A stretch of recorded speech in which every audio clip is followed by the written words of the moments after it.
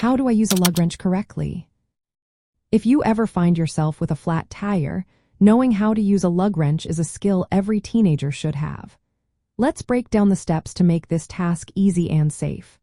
First, a lug wrench is a tool that helps you loosen and tighten the lug nuts on your car's wheels.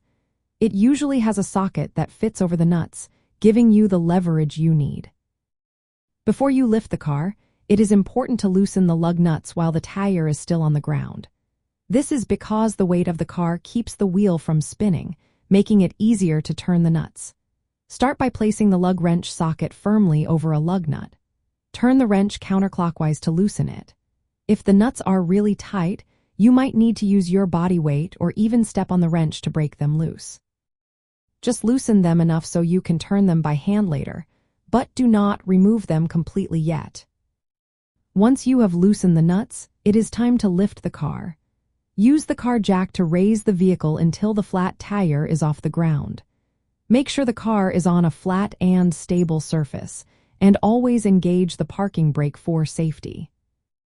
Now that the car is lifted, you can fully unscrew the loosened lug nuts using the lug wrench. Keep them in a safe place so you do not lose them. Carefully remove the flat tire from the wheel hub. Next, it is time to put on the spare tire. Align the holes of the spare tire with the studs on the wheel hub. Screw the lug nuts back on by hand to avoid cross-threading, which can damage the threads. When it comes to tightening the lug nuts, use the lug wrench to do this in a star or crisscross pattern. This helps the wheel seat evenly on the hub. Tighten each nut a little at a time, moving across to the opposite nut next, and repeat until all are snug. After lowering the car back to the ground, fully tighten the lug nuts again in the same star pattern to ensure they are secure. It is important to check for proper tightness.